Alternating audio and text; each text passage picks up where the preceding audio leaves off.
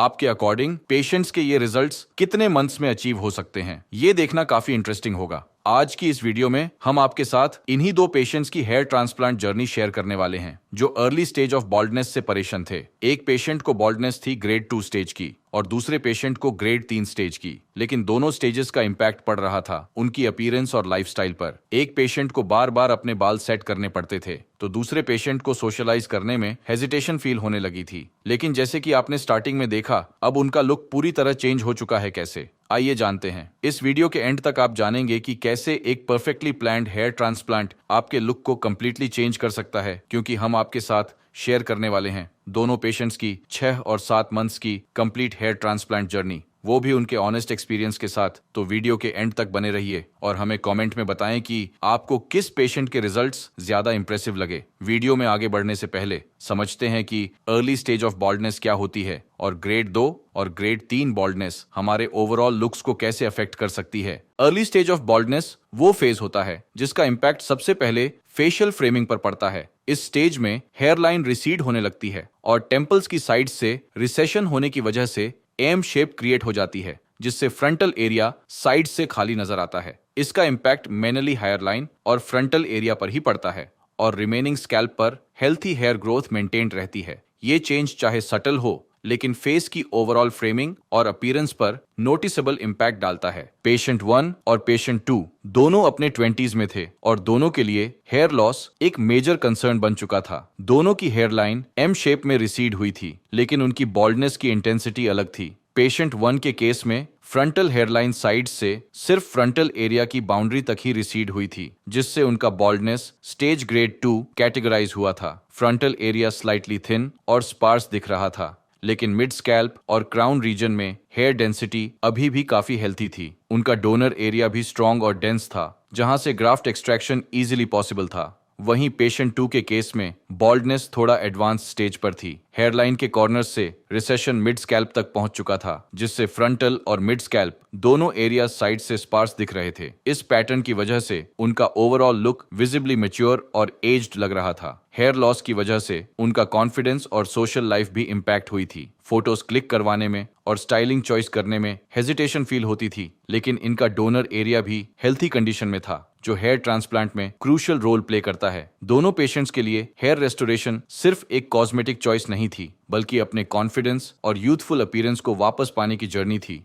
अगर आप भी हमारे पेशेंट की तरह अपने लुक्स को बदलना चाहते हैं तो आज ही हमारे एक्सपर्ट्स के साथ कंसल्टेशन बुक करें। दोनों पेशेंट्स के स्कैल्प को अच्छे से एनालाइज करने के बाद हमारे एक्सपर्ट्स ने नेक्स्ट स्टेप स्टार्ट किया, जो था हेयर लाइन डिजाइन, जिसमें सबसे पहले दोनों पेशेंट्स के हेड को शेव किया गया और प्रॉपर हेड वॉश करने के बाद हेयर लाइन डिजाइन हुई। इस स्टेप पर पेशेंट्स के फेशियल फीचर्स को समझते हुए ग्लबेला पॉइंट से मेजर करके हेयरलाइन के मिड पॉइंट को मार्क किया गया था, जिसके बाद कंप्लीट हेयरलाइन डिजाइन हुई। ये एक साइंटिफिक अप्रोच है जिसमें पेशेंट के फॉरहेड और फेशियल प्रोपोर्शंस को मेजर करके हेयरलाइन की आइडियल हाइट डिसाइड की जाती है। हेयरलाइन के साथ अफेक्टेड फ्रंटल एरिया को भी ग्राफ्टिंग के लिए आउटलाइन किया गया था। यह मार्किंग सर्जरी के दौरान एक ब्लूप्रिंट की तरह काम करती है, जिससे इम्प्लांटेशन प्रोसेस में प्रिसीजन मेंटेन होती है। इस स्टेप का मेन गोल होता है एक ऐसी हेयरलाइन क्रिएट करना जो न सिर्फ नेचुरली ग्रो हो, बल्कि पेशेंट के एक्सप्रेशंस और ओवरऑल अपीयरेंस में एक बैलेंस्ड यूथफुल फ्रेम भी वापस ले आए। इसलिए ये स्टेप भी उतना ही इंपॉर्टेंट है जितना कि सर्जरी।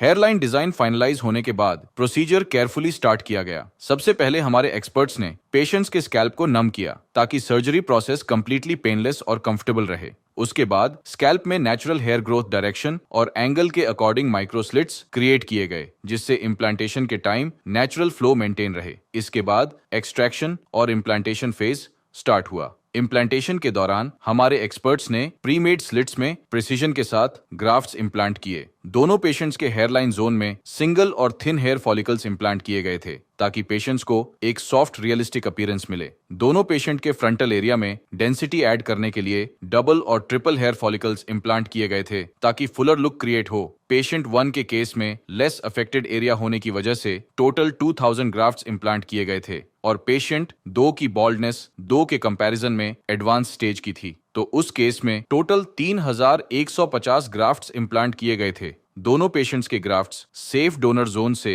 प्रिसाइजली एक्सट्रैक्ट किए गए थे, क्योंकि इस एरिया में ग्राफ्ट्स DHT रेजिस्टेंट होते हैं, मतलब ये लाइफ टाइम ग्रो करते हैं और फ्यूचर में बॉल्डनेस से अफेक्ट नहीं होते। अगर आप सर्जरी के बारे में और डिटेल में जानना चाहते हैं तो कमेंट करें। प्रोसीजर: सर्जरी के बाद दोनों पेशेंट्स ने अपनी प्रोग्रेस मॉनिटर करने के लिए कई बार क्लिनिक में फॉलोअप के लिए विजिट किया था।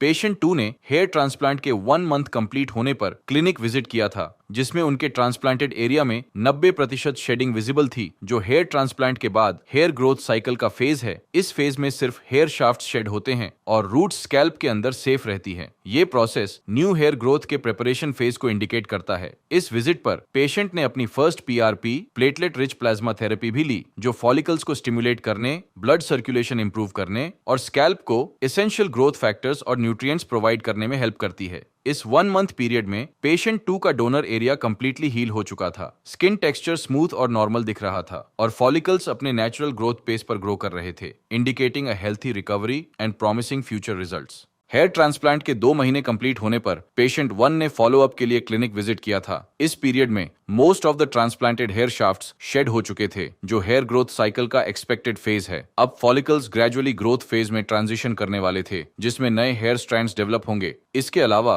रिमेनिंग एरियाज में यूनिफॉर्म और healthy hair growth clearly visible थी, जो पेशेंट के ओवरऑल लुक को नेचुरली मेंटेन कर रही थी। पेशेंट 1 ने इस स्टेज पर अपनी फर्स्ट PRP थेरेपी भी ली, जो फॉलिकल स्टिमुलेशन और स्कैल्प नरिशमेंट में मदद करती है, ताकि न्यू हेयर ग्रोथ और स्ट्रांग हो।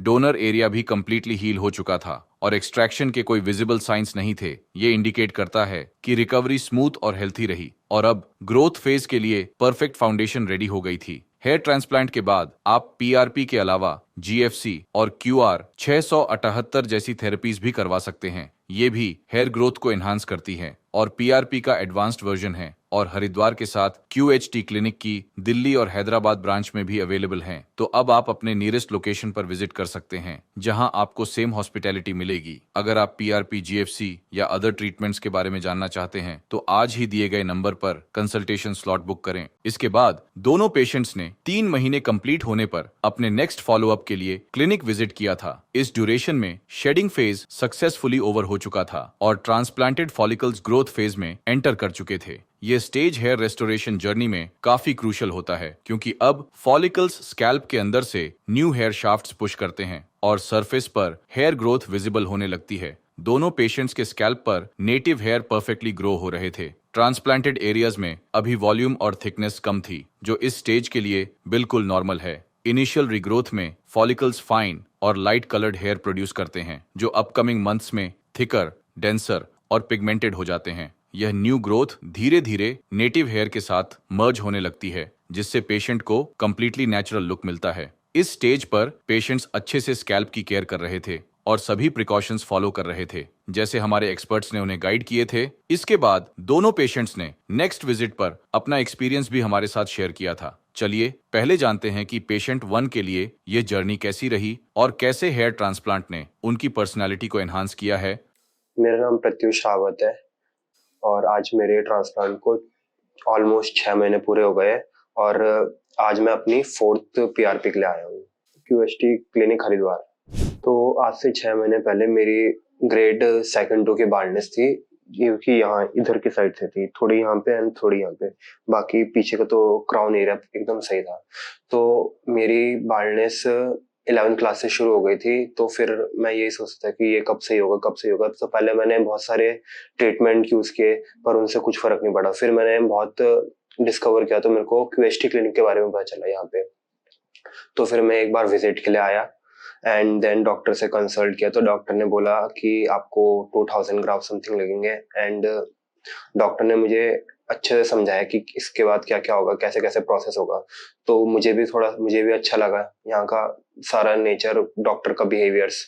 तो फिर उसके बाद मैंने 20 जनवरी को हेयर ट्रांसप्लांट कराया एंड उसके बाद मेरा शेडिंग फेज थोड़ा शुरू हुआ 2-3 मंथ का, जिसमें मेरे बाल बहुत सारे गिरे। ये डॉक्टर ने मुझे पहले ही बता रखा था कि आपके थोड़े बाल गिरेंगे, जो हमारे वीक बाल होते हैं वो थोड़े टूटते हैं एंड देन उसके बाद हमारे न्यू बाल स्टार्ट होना शुरू हो जाते हैं।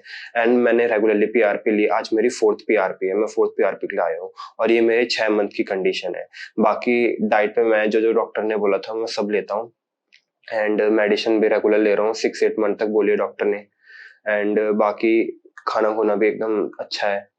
तो ट्रांसप्लांट से पहले मैं, जैसे कि मैंने आपको बताया कि मेरी 11th क्लास से बॉल्डनेस शुरू हो गई थी, तो पहले मैंने इस पे इतना ध्यान नहीं दिया। मैंने सोचा ऐसे सीजनल बाल गिर रहे होंगे। एंड जब मैंने थोड़ा थोड़ा धीरे करके नोटिस किया कि मेरी हेयर लाइन रिसीड हो रही है, तो मेरे को थोड़ी टेंशन होने लगी कि ये इतनी इतनी उम्र में क्यों हो रहा है। एंड फिर मेरे दोस्त भी नोटिस करते थे कि तेरे बाल थोड़े कम हो रहे हैं, धीरे धीरे हल्के हो रहे हैं। तो फिर उसी वजह से मैं थोड़ा शाइनेस भी फील करने लग गया था अपने दोस्तों के साथ बाहर जाने में। सर्जरी नहीं करानी चाहिए ऐसे वैसे सोचते हैं, बट ऐसा कुछ है नहीं। ये बहुत नॉर्मल प्रोसेस है। एक छोटी सी सर्जरी होती है, 1 दिन में पूरी हो जाती है। एंड अगर आप ऐसे ही सोचते रहोगे तो फिर आपको बॉल्डनेस का सामना ही करना पड़ेगा और कुछ नहीं हो सकता। आप ऐसे ही फील करोगे, शाइनेस फील करोगे सबके सामने। एंड अगर आपको ट्रांसप्लांट कराना है तो आप क्यूएसटी क्लिनिक हरिद्वार या दिल्ली में से किसी में भी जा सकते हैं। आप यहाँ के डॉक्टर्स जो हैं बहुत अच्छे हैं, समझते हैं सबको। एंड आप कंसल्ट करने के लिए यहाँ कॉल भी कर सकते हैं। वो आपको सारे प्रोसीजर्स अच्छे से समझा देंगे, सारी चीजें बता देंगे, कैसे कैसे कब कब क्या प्रोसेस होगा। आप डॉक्टर से अपने डाउट भी क्लियर कर सकते हैं, अच्छे से कर सकते हैं। डॉक्टर आपको हर एक चीज अच्छे से समझा देंगे। फिर उसके बाद आप अपने मन से डिसीजन बनाइए, ऐसे नहीं कि कोई फोर्स करेगा। डॉक्टर्स यहाँ के बहुत अच्छे हैं। एंड अगर आपके पास आपको उसके बाद ये क्लिनिक अच्छा लगा तो आप श्योर है यहाँ आप करा सकते हैं। बहुत अच्छा क्लिनिक है। वैसे मैं अपना पर्सनल एक्सपीरियंस शेयर कर रहा हूँ। तो जैसे पहले मैंने आपको बताया था कि पहले हेयर ट्रांसप्लांट से पहले मेरे बाल यहाँ से थोड़े जा चुके थे। 2nd ग्रेड की बॉल्डनेस हो गई थी मेरे को, यहाँ से टेम्पल्स के बाल थोड़े जा चुके थे। बट जब मैंने ट्रांसप्लांट कराया तो फिर ये एकदम पूरे सही हो गए हैं। तो आप मेरी 6 मंथ की पहले की पिक्चर भी देख सकते हो और अभी का रिजल्ट भी देखते हो। अभी तो आप सामने देख सकते हैं। तो इसमें बहुत आपको डिफरेंस लग रहा होगा। मेरे को पर्सनली खुद बहुत डिफरेंस लग रहा है अपनी पर्सनैलिटी में। एंड आप मेरा यहाँ का डोनर एरिया भी देख सकते हो, ये पूरा हील हो चुका है, पूरा एकदम अच्छे से हील हो चुका है। एंड मैंने अभी तक 2-3 टाइम्स हेयर कट करवा दिए हैं अपने। आपका जैसे ग्रोथ फेज स्टार्ट होता है तो आप आराम से हेयर कट करा सकते हैं। ऐसा कोई कुछ नहीं है कि अगर आप हेयर कट कराओगे तो वो बाल आपके आएंगे नहीं। ट्रांसप्लांट एकदम नॉर्मल बालों की तरह, ट्रांसप्लांटेड हेयर जो होते हैं वो एकदम नॉर्मल हेयर की तरह होते हैं। आप उनको कट भी कर सकते हैं, सब चीज कर सकते हैं, वो उनकी वापस ग्रोथ हो जाती है। तो आज मैं अपनी 4th पीआरपी के लिए आया था, तो मैंने अपनी पीआरपी करवा दी है। तो बहुत अच्छा एक्सपीरियंस था, एकदम स्मूथ एक्सपीरियंस था। पहले वो आपको थोड़ा सा ब्लड लेते हैं, फिर उसको मशीन में सेंट्रीफ्यूगेशन में डालते हैं, तो वो सैंपल हमारा 10 to 15 मिनट्स में रेडी हो जाता है। एंड फिर उसके बाद थोड़ा टाइम 10 to 15 मिनट्स आपकी पीआरपी में लगता है, जो कि बहुत आसान सा वो होता है, प्रोसेस होता है। कोई ज्यादा पेन नहीं होता उसमें, बस थोड़ा सा पेन होता है। जो पीआरपी हम इसलिए करवाते हैं ताकि जो हमारे हेयर्स हैं उनको अच्छी ग्रोथ मिल सके। जो हमारा ब्लड है उसमें से प्लाज्मा निकाल के, जो प्लाज्मा होता है वो हमारी नरिश जो हमारे बालों को बहुत अच्छे तरीके से नरिश करता है। उसमें हमारे ग्रोथ फैक्टर होते हैं, इसलिए ये हमारे बालों की ग्रोथ के लिए बहुत अच्छा माना जाता है। तो मेरा अभी तक 6 मंथ का रिजल्ट ये था। मेरे बाल अच्छे से ग्रोथ हो रहे हैं, मैं अपने बालों से पूरे सेटिस्फाई हूँ। तो ये मेरी 4th पीआरपी थी। अब जैसे मैं अपनी पीआरपी के लिए आता रहूंगा तो फिर मैं आपको और अपडेट्स देते रहूंगा अपनी हेयर ग्रोथ के बारे में। 6 महीने में पेशेंट 1 का कंप्लीट लुक चेंज हो चुका था।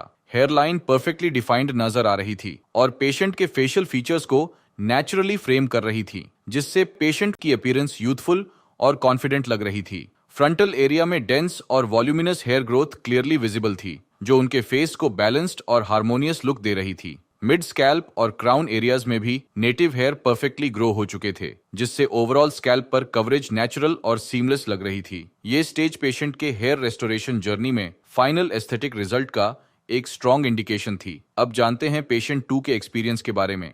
मेरा नाम सूरज है। हमने जनवरी में हेयर ट्रांसप्लांट कराया था और मैं हेयर लॉस से बहुत परेशान था 2-3 साल पहले। तो घर वालों ने मैं बहुत दिखाया, बहुत सारे मेडिसिन वगैरह भी लिए, बट सक्सेस हुआ नहीं। तो लास्ट में मैंने क्यूएसटी इंस्टाग्राम पे मैंने देखा था, डॉक्टर से कंसल्ट हुई, उन्होंने बताया आप आओ यहाँ पे, आप अपनी टेस्ट वगैरह कराओ, जो भी आपको सही लगे हम आपको रिकमेंड करेंगे आपको क्या कराना है। तब मैंने सेटिस्फाइड होकर घर वालों को अप्रूवल लेके मैंने यहाँ के ट्रांसप्लांट कराया था, जो कि जनवरी में हुआ था। जब मैंने केएसटी में फर्स्ट टाइम आया था, हमारे स्टाफ बिहेवियर बहुत अच्छे थे, डॉक्टर्स बहुत अच्छे थे और उन्होंने फर्स्ट टाइम में पहले टेस्ट वगैरह ब्लड टेस्ट लिए, टेस्ट का सैंपल है, रिपोर्ट आया, उसके बाद हम हमारे से ट्रिम करके किया गया, फिर हेयर लाइन डिज़ाइन हुई, उसके बाद हमारे फिर OT में ले गए जो हमें हेयर ट्रांसप्लांट एरिया में, उसके बाद हमें वही 10 to 12 आवर लगे थे टोटल, और हमारा ग्राफ्ट 3150 लगा था। तो डॉक्टर ने हमें जब हेयर ट्रांसप्लांट हुआ था हमारा, तो डॉक्टर ने भी 10 डेज के लिए मतलब सावधानी बरतने के लिए बोला था, जो मैंने किया। तो पहले हेड वॉश 5 डेज के बाद हुआ था, उसके बाद 15 डेज के बाद हुआ। उन्होंने बताया था हर जगह हाइजीनिक प्लस कैप पहन के निकलना है, कहीं भी ऑयली या जंक फूड नहीं खाना है। इसके अलावा उन्होंने बोला था जितना आप सावधानी बरतोगे उतना आपके लिए बेटर रिजल्ट होगा, जो हमने किया, जो आज तक कर ही रहा हूँ अभी तक। जैसा ने डॉक्टर बताया था, हेयर ट्रांसप्लांट हमारी शेडिंग एरिया आएगी, तो शेडिंग हमारी 30 to 45 डेज चली थी, और डोनर एरिया हमारा काफ़ी हील हो गया था। तो उन्होंने बताया था घबराने की कोई बात नहीं है, आप मेडिसिन लेते रहो, आपका सही रहेगा। बिफोर हमारा जो हेयर लाइन था वो काफ़ी यहाँ से डल हो गई थी, पूरा चला गया था, ऑकवर्ड फील होता था, कभी कोई घर वाले बोलते थे, बट मैंने QST से कमेंट करके मैंने कराया था, तब जाके ये अब की कॉन्फिडेंस थोड़ा बहुत हाई लेवल की है। अब मैं जब फ्रेंड से मिलता हूँ, उन्होंने देख के वो भी देख के चौंक जाते हैं कि तुम्हारा ये हेयर लाइन्स कैसे सही हो गया। तो मैंने QST के बारे में उन लोगों को भी बताया था, कितने लोग भी आए भी यहाँ पे, और कुछ लोग आ भी रहे हैं, इसलिए ऑफ कॉन्फिडेंस लेवल फ्रेंड से भी अच्छे मिलते हैं, पॉजिटिव रिस्पांस भी मिलते हैं। पहले बहुत लोग चिढ़ाते थे, आपके बाल नहीं है, गंजे हो गए, हम बोले कोई बात नहीं, QST is there. Shedding phase के बाद हमारा फर्स्ट पेयर फरवरी में था, जो काफ़ी थोड़ा बाल दिख रहे थे, तो डॉक्टर ने बोला था आप फर्स्ट पेयर भी आपकी फरवरी में। फिर मैं 2-3 मंथ के बाद मैंने अप्रैल में मैंने सेकंड PRP ली, उसके बाद बाल थोड़ा ग्रो होने लगे। फिर हमारी तीसरी PRP आज है, जो कि मैंने लेने के लिए आया हूँ, और ग्रोथ काफ़ी अच्छी है। अगर मैं किसी को रिकमेंड करूँगा, अगर आपको हेयर फॉल है या हेयर रिलेटेड कोई भी इशू है, तो आप QST हरिद्वार के पास आओ। तो आप जब PRP लेने आओगे तो PRP के लिए आपको पहले 10 to 15 ml आपका ब्लड सैंपल लिया जाएगा, उसमें से प्लाज्मा आपको सेपरेट साइड किया जाएगा, उसी के थ्रू आपको हेड पे मतलब स्कैल्प पे वाइब्रेटर के द्वारा दिया जाएगा, जो आपको फुल्ली पेनलेस होगी, आपको पता भी नहीं चलेगा, आपको हो जाएगा। PRP लेने के फायदे क्या होते हैं, ये जो स्कैल्प होते हैं ना, जो बाल का रूट जो वो बूस्ट करते हैं, आपका कॉन्फिडेंस लेवल भी आपका स्ट्रांग होता है, देखने में आप अच्छे लगोगे।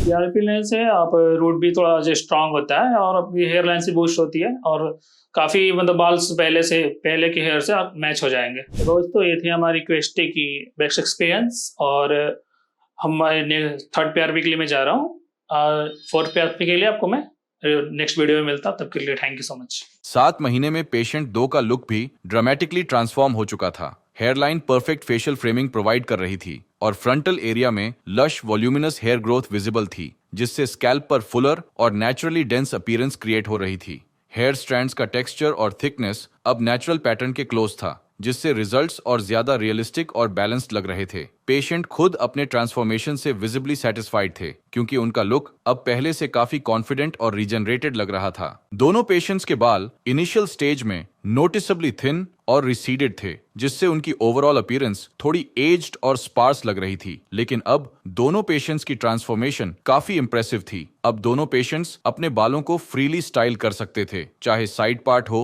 या फिर स्लिक बैक लुक या कोई और हेयर स्टाइल, क्योंकि हेयरलाइन परफेक्टली डिफाइंड हो चुकी थी और डेंसिटी नेचुरल और सपोर्टिव थी। सबसे इंपॉर्टेंट, अब पेशेंट्स अपनी अपीयरेंस को लेकर कॉन्फिडेंट और रिलैक्स्ड फील कर रहे थे, क्योंकि उन्हें बार बार बाल सेट नहीं करने पड़ रहे थे। डिफरेंट बॉल्डनेस ग्रेड्स की वजह से दोनों के लिए different number of grafts implant किए गए थे। ये ट्रांसफॉर्मेशन सिर्फ सर्जिकल प्रोसीजर का रिजल्ट नहीं था, बल्कि केयरफुली प्लान्ड अप्रोच का आउटकम था, जिसमें डिजाइन, टेक्निक, प्रिसीजन और आफ्टर केयर सब एक साथ काम करते हैं, जिससे पेशेंट्स को लाइफ टाइम नेचुरल रिजल्ट्स मिलते हैं। हेलो फ्रेंड्स, अगर आपने अभी तक हमारे चैनल को सब्सक्राइब नहीं किया है तो प्लीज इस वीडियो को लाइक कीजिए, शेयर कीजिए और हमारे चैनल को सब्सक्राइब कीजिए, और ध्यान रहे बेल आइकन दबाना ना भूलें, जिससे हमारे हर वीडियो का अपडेट आपको समय समय पर मिलता रहेगा।